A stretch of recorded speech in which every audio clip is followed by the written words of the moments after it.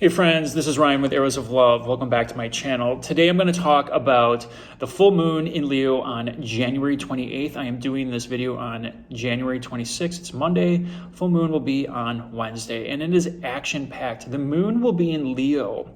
Leo is gregarious. Leo is all about fun.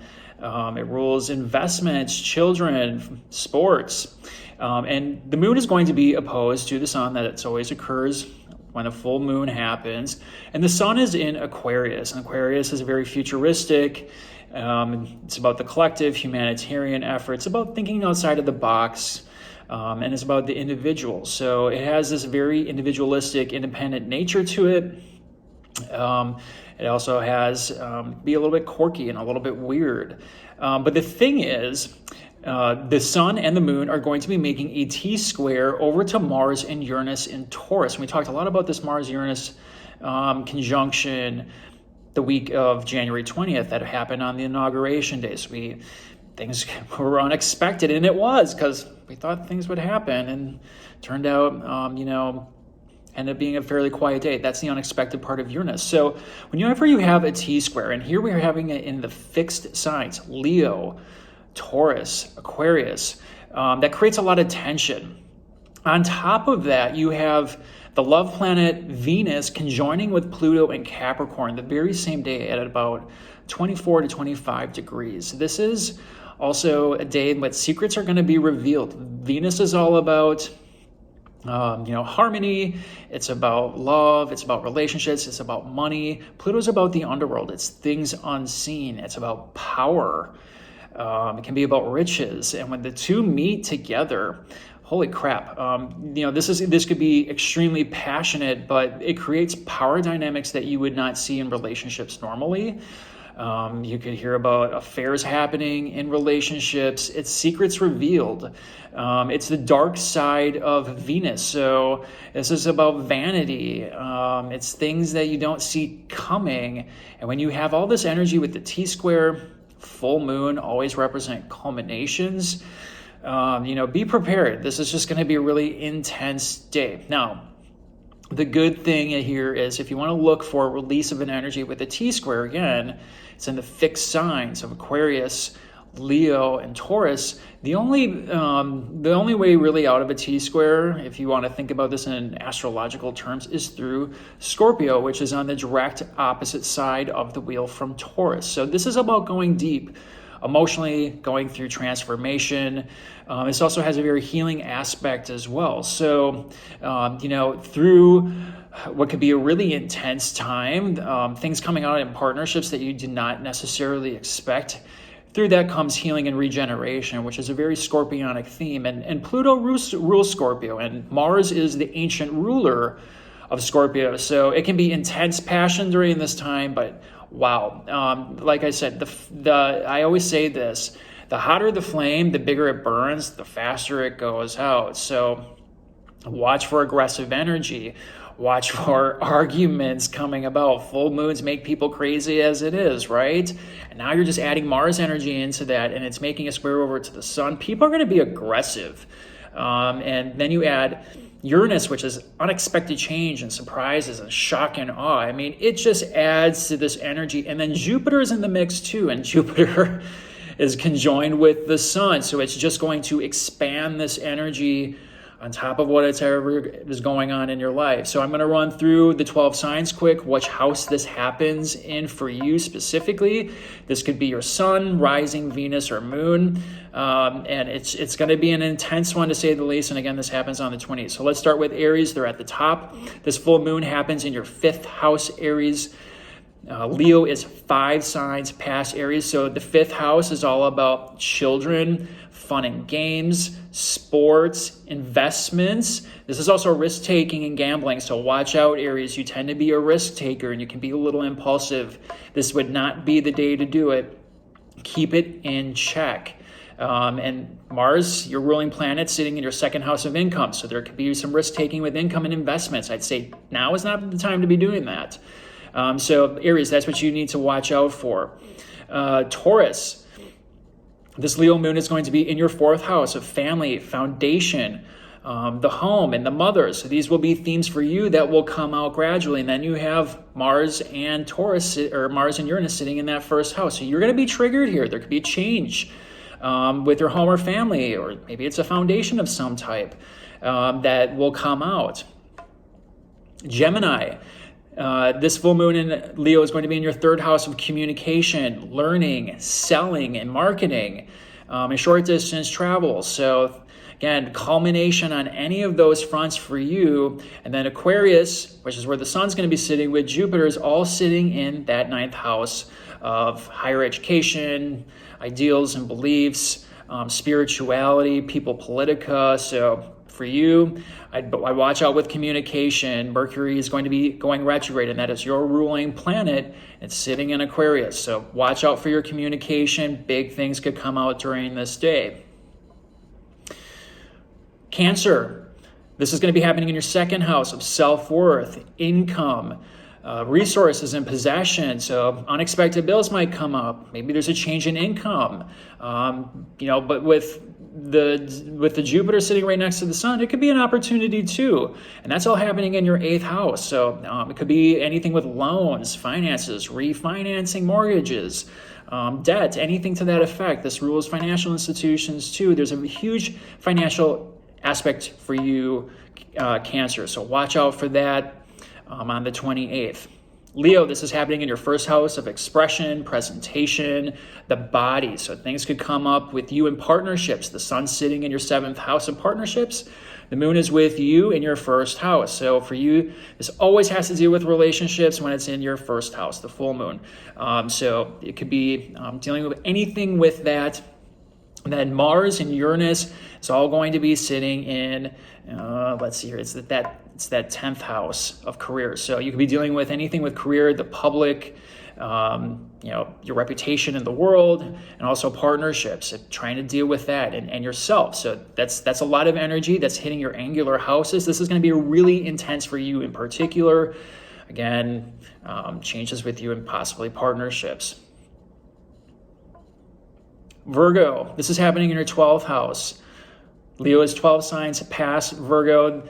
The 12th house is a difficult house. This is where karmic debt is paid. It's a spiritual house. This is where the universe corrects any wrong. So really anything could happen in this particular house.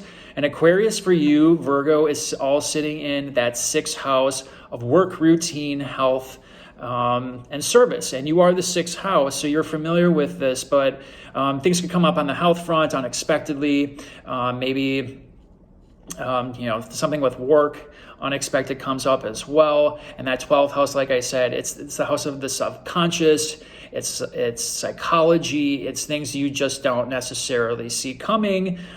So it could be something fairly unexpected for you, Virgo. Moving on, Libra. This full moon is happening in your 11th house. Leo is 11 signs past Libra. The 11th house has to do with friends. It has to do with group associations, hopes, wishes, dreams, and goals, the collective, and being independent and kind of quirky and an individual. And this is an interesting one for you, Libra, because the sun is sitting in the 11th house of Aquarius. And for you, that's all going to be in the 5th.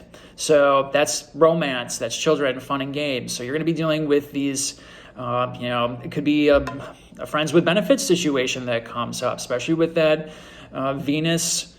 Venus-Pluto situation, that conjunction happening in Capricorn. Like I said, unexpected things are going to come up in relationships, but for you in particular, Libra, it's going to be in that friend group, the association group, and possibly with children and romance, even investments too. Scorpio, this is going to be happening in your 10th house of career. Leo is 10 signs past Scorpio. So big changes in career. Things could be coming light in career. And then the sun and Jupiter and Mercury is all sitting in that 4th house of foundation, home, and family. So there could be some tension on the family front. But really what this is going to amount to is career and your public reputation. So there could be a clash between the two, right? And then Taurus is sitting in that 7th house of partnerships. So, you just add one-on-one relationships into that. It can be a lot of energy clashing all at once, but the energy releases with you, Scorpio. So be sure you take the energy down. You're finding good ways to cope with any tension, do plenty of exercise, and use that emotional intensity to dig deep and find the root cause, and do some healing on your own. Scorpio, who's next? Sag, this is going to be happening all in your fourth house. Excuse me,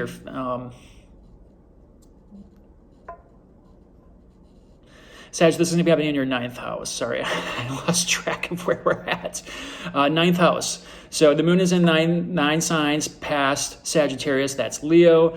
This is higher education. This has to do with your ideals and your personal beliefs, people, political, and long-distance travel. So the ninth house is ruled by Jupiter. That's you. So, there could be some luck here, but it could be some exaggerated feelings happening, especially with that fifth house, especially with that Aquarian energy where the sun and Jupiter are sitting at. So again, ninth house matters.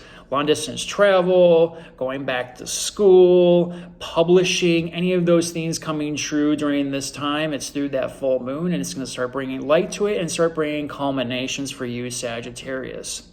Capricorn, this is going to be in your eighth house. This is the most intense house, and now you have Pluto and Venus sitting together, conjoined. Big things could come out for you, Capricorn, on the love front, secrets revealed. The eighth house with the moon and the second house, this could be finance related too. So you could be looking at loans, you could be looking at money, possibly a new income source. But really, the eighth house also has to do with sex, taxes, and death. So it's things unseen. This is the house ruled by Pluto. And it just so happens that Pluto's sitting in your sign. So you're going to be hit hard by this one, Capricorn. Take it easy. Make sure you're grounded. Be your steady self. You're pragmatic. You're going to work through this just fine. But just realize the eighth house is the most intense one. And that's where the moon is sitting for you. Aquarius, this is your seventh house. The moon is 7 signs in Leo, 7 signs past Aquarius. So you're going to be reviewing partnerships. Things could end during this time. Secrets could be revealed during this time. Things that you don't see. And you have all of those planets coming up in your first house of self, the body. You got the sun, you got Jupiter, Mercury. You're going to have Venus soon. And in just like 2 weeks or so, you're going to have the moon too. That's 6 planets all sitting in Aquarius. That's massive energy for you. Anything you want to do during this time, it's time for manifestation and getting rid of the junk and things that aren't working, because we haven't seen 6 planets in Aquarius since 1962. It's been 60 years. This is an opportunity of a lifetime. It's not going to happen again like this, Aquarius. You've got to take advantage of this opportunity. Any relationships that aren't working, let them go, or readjust them, because you're going to have Mercury in retrograde starting on January 30th. It's going to be an intense one for you because it's happening in your first house of self. Pisces, this is going to happen in your 6th house. Leo is 6 signs past Pisces. The 6th house has to do with work, has to do with routine and health and service. So any of those themes coming up, again, this could be an intense time for you. Maybe things come up that you don't see on the health front. The sun and Jupiter and Saturn and all of those planets are sitting in that 12th house. That is cleaning up things that karmically need to be paid. So these are karmic debts. This is the subconscious. This is the psychology. So you got to dig deep on this one, Pisces. But like I said, for you, this full moon is happening in your 6th house of health, service routine, and it's going to be an intense one. So that is the rundown for 12 signs. I wish you guys really good luck. The 28th is just going to be really intense. I'm going to do our typical tarot readings and go through the 12 signs in more detail, but I want to just give you guys this, this little tutorial here about the 28th. Like I said, intensity on very many fronts, but there is a catharsis and healing that's going to take place through this. So any intensity, new beginnings, big endings, just work through it. Again, like I said, 2021 is not an easy year to get through. We're going through the worst of it now, and February's got some difficult stuff coming up too, but we will work through it, and there is a light at the end of the tunnel. So I wish you all well, good luck, and we'll talk to you in a few days when I got the new videos. All right, see ya.